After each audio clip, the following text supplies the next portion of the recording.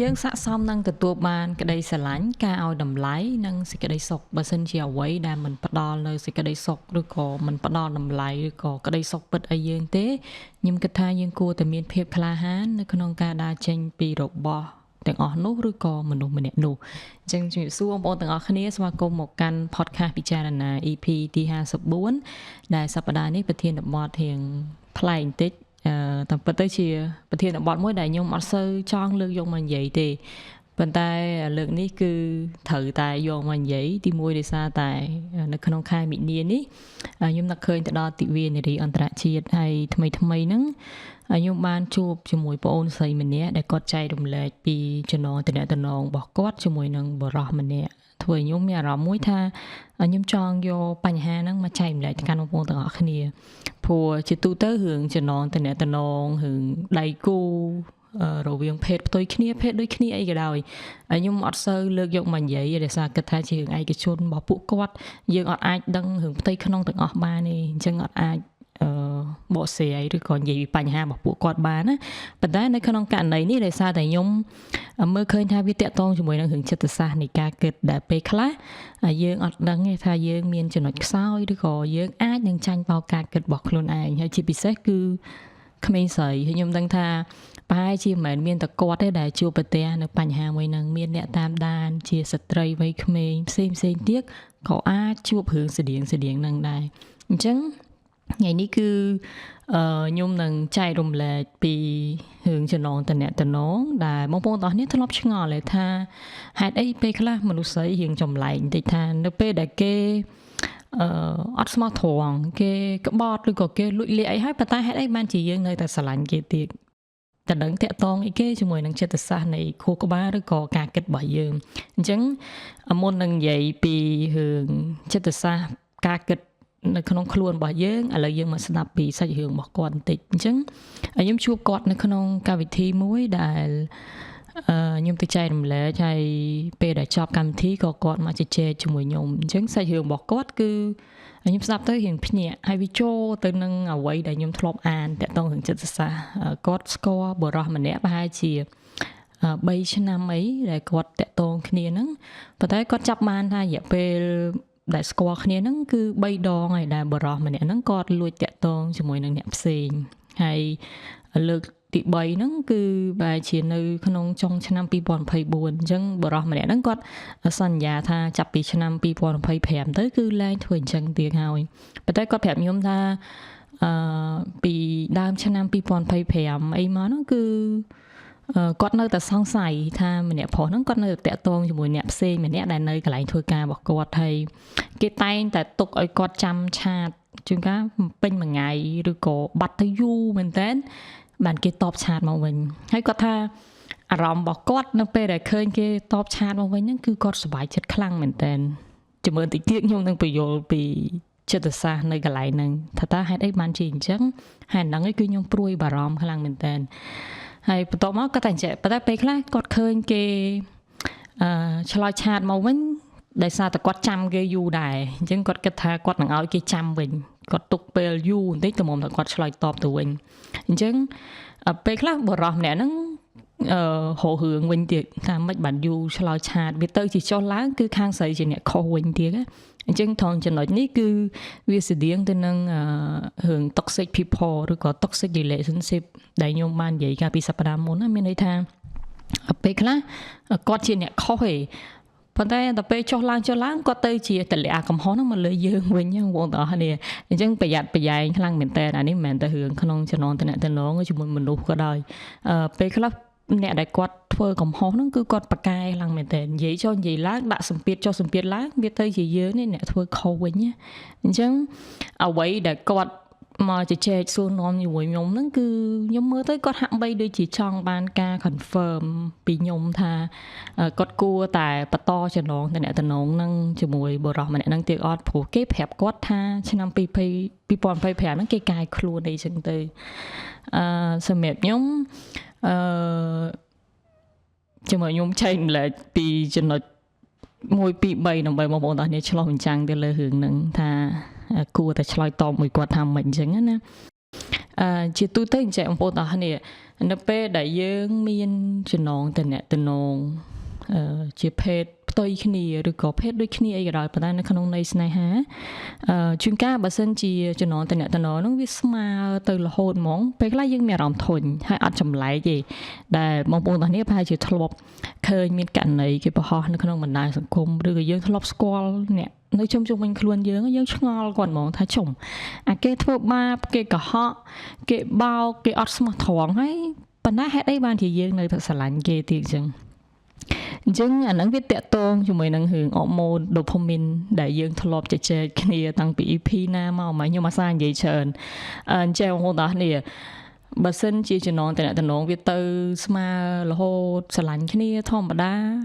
សម្រាប់អ្នកខ្លះគាត់មានភាពចាស់ទុំគាត់យល់ពីអាហ្នឹងអត់អីទេប៉ុន្តែជាពិសេសសម្រាប់ក្មេងៗជំទង់ឬក៏យុវវ័យគាត់អត់ទាន់យល់ពីអាហ្នឹងទេអញ្ចឹងជួនកាលអាស្មើទៅធម្មតាពេកគាត់ធុញប៉ុន្តែអាគេទុកគាត់ចោលមួយថ្ងៃហើយគេឆាតមកវិញអញ្ចឹងគឺគាត់សុបាយចិត្តអាអរម៉ូនដូផាមីនហ្នឹងវាឡើងហ្មងឬក៏ពេលខ្លះគេល្អជាមួយយើងល្អមែនតើប៉ុន្តែពេលខ្លះគេប្រើពាក្យសម្ដីមួយចំនួនដែលជាហិង្សាផ្លូវអារម្មណ៍មកលើយើងអញ្ចឹងណាប៉ុន្តែពីថ្ងៃក្រោយគេមកល្អវិញទៀតអញ្ចឹងទៅអញ្ចឹងធ្វើឲ្យអាអរម៉ូនដូផាមីនហ្នឹងវាឡើងចុះហើយអាហ្នឹងឯងដែលយើងយល់ច្រឡំថាវាជាក្តីស្រឡាញ់ហើយយើងនៅជាប់ជំពាក់អាការគិតមួយថាប៉ុន្តែគេធ្លាប់ល្អដាក់ខ្ញុំតាយើងនឹកឃើញអាពេលគេឆាតមកហ្នឹងគឺអារម្មណ៍ហ្នឹងសប្បាយចិត្តព្រោះគេទុកយើងចោលយូរហើយអញ្ចឹងវាទៅជាចំណងតំណហ្នឹងរបៀបដូចការលេងហ្គេមអញ្ចឹងបងប្អូនទាំងគ្នាអង្គុយចាំមើលថាពេលណាគេឆាតថ្ងៃហ្នឹងគេស្ដីអាក្រក់ដាក់យើងមែនប៉ុន្តែថ្ងៃមុនគេទៅមកទិញផ្កាមកឲ្យតាគេទៅធ្វើគូកំណើតឲ្យតាអញ្ចឹងវាទៅជាបង្កើតអាភាពសពិចសពិលនៅក្នុងចំណងតំណហើយយើងចេះតែចងចាំថាគេធ្លាប់ធ្វើល្អដាក់ខ្ញុំតាអត់អីឥឡូវហ្នឹងគាត់អាចនឹងមិនល្អគាត់ប្រើហិង្សាផ្លូវអារម្មណ៍ឬក៏ហិង្សាទៅលើរូបរាងកាយប៉ុន្តែគាត់ធ្លាប់ស្រឡាញ់ខ្ញុំអញ្ចឹងស្តៀងទៅនឹងការចែករំលែកដែលខ្ញុំនិយាយពីរឿងអរម៉ូនដូផាមីនណាបងប្អូនដូចយើងនិយាយពីការពិសោធន៍របស់សត្វស្វាអញ្ចឹងថានៅពេលដែលស្វាហ្នឹងចុចប៊ូតុងទៅវាបានទឹកផ្លែឈើដែលវាចូលចិត្តអញ្ចឹងចុចដំបូងវាសប្បាយចិត្តប៉ុន្តែចុចយូរបានទឹកផ្លែឈើរហូតវាលែងសប្បាយចិត្តជាមួយអ្វីដែលវាទទួលបានហើយវាមានអារម្មណ៍ថាសុំវាធម្មតាពេកប៉ុន្តែនៅពេលដែលអ្នកពិសោធន៍គេដូរលក្ខខណ្ឌវិញមានន័យថាចុចប៊ូតុង 3-4 ដងអញ្ចឹងទៅធ្លាក់ទឹកផ្លែឈើម្ដងចុច 4-5 ដងទៅជួនកាលអត់មានអីសោះចុចទៀតទៅជួនកាលបានទឹកផ្លែឈើអញ្ចឹងធ្វើឲ្យស្វាហ្នឹងវាកាន់តែចង់ចុចប៊ូតុងហ្នឹងព្រោះវាចង់ដឹងថាពេលណាបានទឹកផ្លែឈើម្ដងទៀតហើយអាពេលបានម្ដងហ្នឹងគឺវាសប្បាយចិត្តខ្លាំងមែនតើបើប្រៀបធៀបជាមួយពេលដែលវាចុចប៊ូតុងទៅវាបានទឹកផ្លែឈើរហូតណាអញ្ចឹងអត់ដូចគ្នានៅក្នុងចំណងតំណមួយដែលតុកសិចខ្លាំង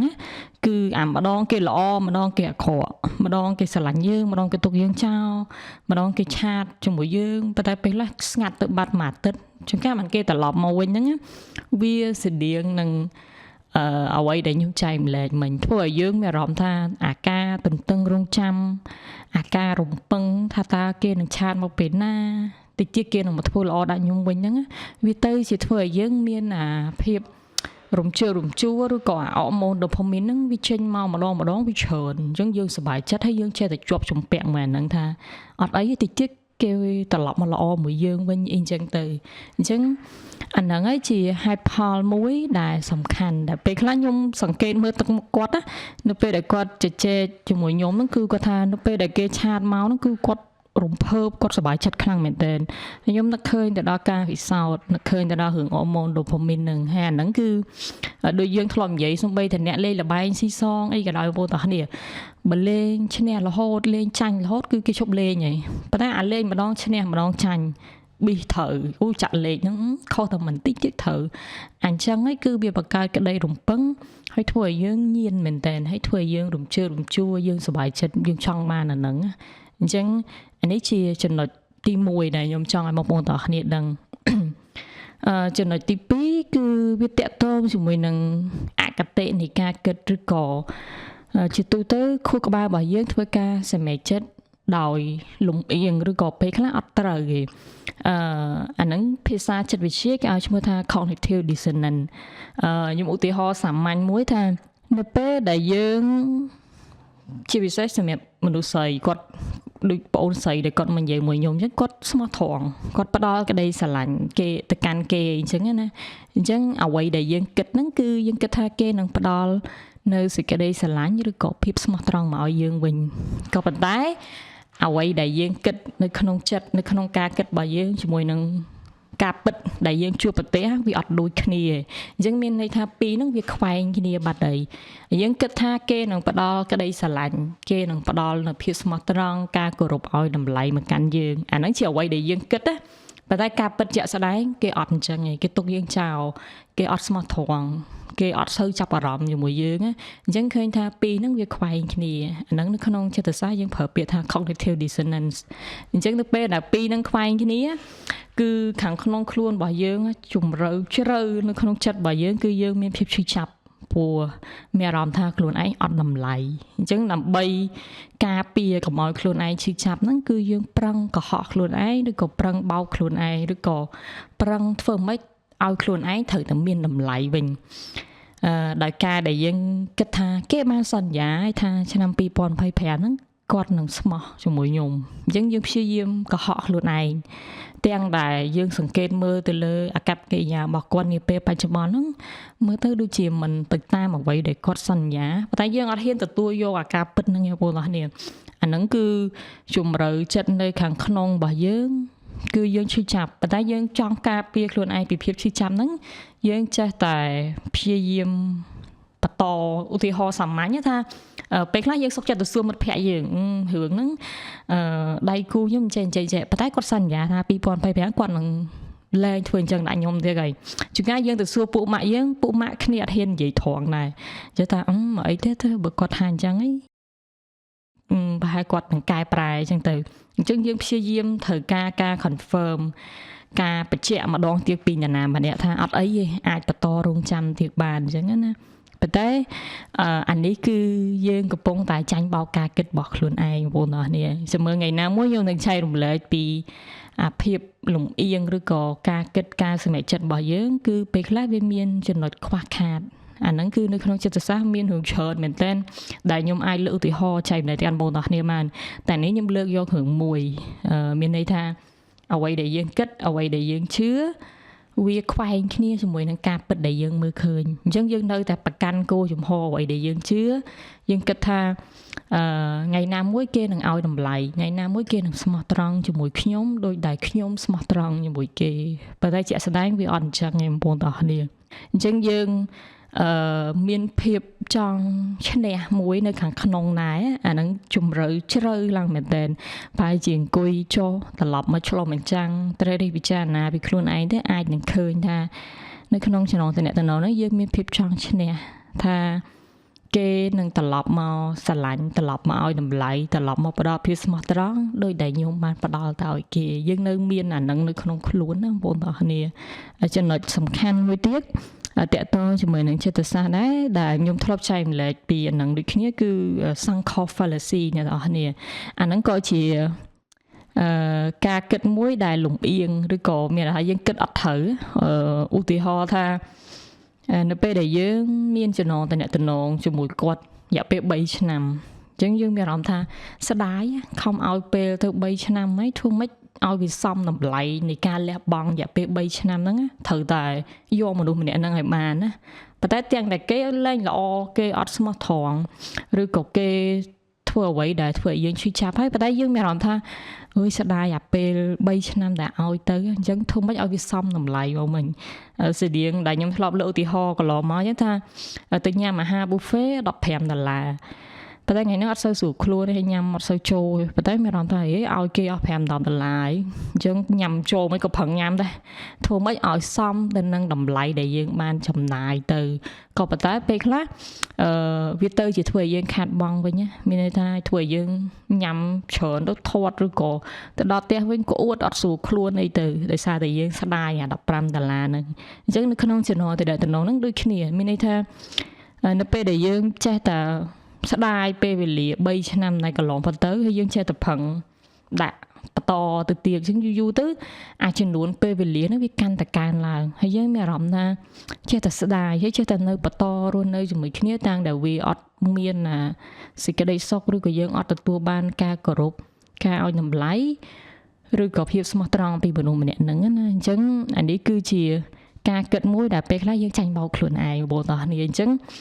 សម្រាប់វីដេអូថ្ងៃនេះគឺចង់ឲ្យបងប្អូនទាំងគ្នាត្រឡប់ទៅ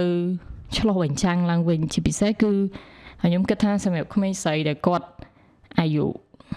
នៅរៀងតិចឬក៏គាត់ទៅតែចាប់ផ្ដើមមានចំណងទំនាក់ទំនងអីមួយពេលខ្លះយើងអត់តមានភាពចាស់ទុំឬក៏យើងអត់តយល់ពីចំណុចហ្នឹងយើងអាចនឹងចាញ់បោកការគិតរបស់ខ្លួនឯងហើយយើងភ្លេចឲ្យតម្លៃឬក៏ភ្លេចផ្ដោក្តីស្រឡាញ់មកកាន់ខ្លួនឯងហើយយើងគិតថាអាហ្នឹងគឺមានតែអ្នកដតីតតែពីមនុស្សម្នាក់ហ្នឹងបានខ្ញុំមានតម្លៃបានខ្ញុំទទួលបានក្តីសុខប៉ុន្តែគ្រប់យ៉ាងវាផ្ដើមចេញពីយើងខ្លួនឯងហើយប្រយ័ត្នប្រយែងនៅពេលដែលយើងស្ថិតនៅក្នុងចំណងទំនាក់ទំនងមួយដែល toxic relationship ដូចខ្ញុំនិយាយអញ្ចឹងថាម្ដងគេល្អម្ដងអាក្រក់ម្ដងនិយាយល្អប្រសើរមួយយើងប៉ុន្តែពេលខ្លះប្រើពាក្យសម្ដីមួយដែលធ្វើឲ្យយើងឈឺចិត្តអីប៉ុន្តែយើងចេះជាប់អាការគិតមួយថាគេធ្លាប់ល្អតាពីមុនគេអញ្ចឹងចុះប៉ុន្តែបងប្អូនទាំងគ្នាអត់អាចយកអតីតកាលមកកំណត់អនាគតកាលបានទេត្រូវតែយកអាបច្ចុប្បន្ននេះបច្ចុប្បន្នហ្នឹងគឺជាមនុស្សមិនអាហ្នឹងជាអ្វីដែលយើងគួរតែមើលកុំឲ្យនៅជាប់ជំពាក់ថាអូធ្លាប់ឃើញគេល្អគេធ្លាប់អញ្ចឹងចុះអាហ្នឹងជារឿងអតីតកាលសំខាន់បច្ចុប្បន្នគាត់ជាមនុស្សមិនអញ្ចឹងអានេះជាអ្វីដែលខ្ញុំចង់ចែករំលែកទៅកាន់បងប្អូនទាំងគ្នានៅក្នុងថ្ងៃនេះហើយខ្ញុំគិតថាចុងក្រោយគួរតែត្រឡប់មកពិចារណាសួរខ្លួនឯងពីជំរឿចិត្តខាងក្នុងហើយប្រហែលជាត្រូវទទួលស្គាល់នៅការពិតមួយចំនួនវាអត់ស្រួលទេប៉ុន្តែបើសិនជាយើងមានភាពក្លាហានខ្ញុំគិតថាដល់ពេលមួយយើងចាប់ផ្ដើមរកឃើញថាតាមពិតយើងស័ក្តិសមនឹងទទួលបានក្តីស្រឡាញ់ការឲ្យតម្លៃឬក៏ក្តីសុខអញ្ចឹងអ្វីដែលมันផ្ដល់នៅទាំងអស់នឹងឲ្យយើងទេយើងអាចដើរចេញបានហើយយើងខ្លួនឯងជាអ្នកផ្ដល់អានឹងឲ្យខ្លួនឯងដំបូងគេបងអស់អញ្ចឹងនេះជាអ្វីដែលខ្ញុំចង់ចែករំលែកដល់បងប្អូនទាំងអស់គ្នានៅក្នុងប្រធានបទថ្ងៃនេះហើយក៏អរគុណបងប្អូនទាំងអស់គ្នាសម្រាប់ការទស្សនា podcast មួយនេះហើយយើងជួបគ្នានៅ EP ក្រោយបន្តទៀត